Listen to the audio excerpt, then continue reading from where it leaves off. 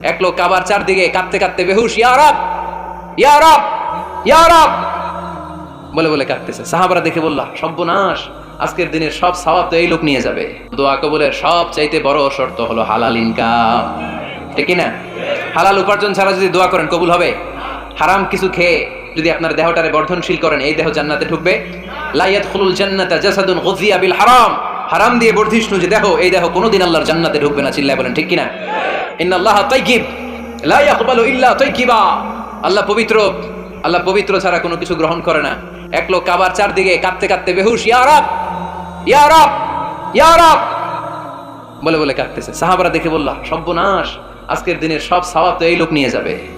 তার চেয়ে বেশি সওয়াব তো কেউই কামাই করতে পারলো না। আল্লাহর হাবিব সাল্লাল্লাহু আলাইহি ওয়াসাল্লাম বললেন, ওয়া মাতআমুহু হারাম, ও যা খায় ওটা হারাম খায়। ওয়া মালবাসুহু হারাম, ও যা পরে হারাম টাকা দিয়ে কেনা ড্রেস আপ।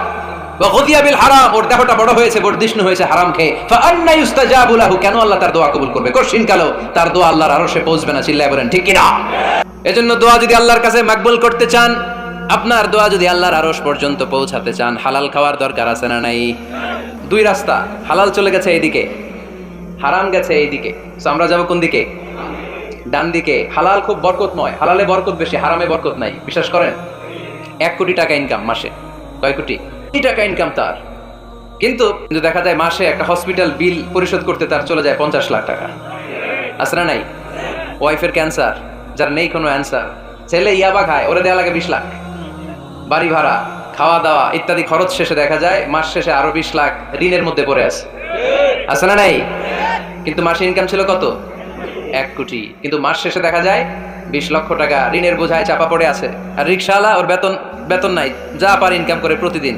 মাসে অন অ্যান অ্যাভারেজ তার ইনকাম 5,000। কয় হাজার? 1,000 চলে যায় ওর যে ছুপড়ির বেড়া, ওই বাড়ির ভাড়া দিতে। 1,000 চলে যায় ওর খাওয়া, 1,000 চলে যায় চিকিৎসা, 1,000 চলে যায় ছেলেমেয়েদের পড়াশোনা, আনুষঙ্গিক আরো 500, মাস শেষে আরো থেকে যায় 500। 1 কোটি টাকা ইনকাম করেও 20 লক্ষ টাকা ঋণের বোঝায় চাপা পড়ে আছে। আর 5,000 টাকা ইনকাম, মাস শেষে কত থাকে? 500। কারণ ওর পুরো ইনকামটাই হালাল। ওর পুরো ইনকামটা কি?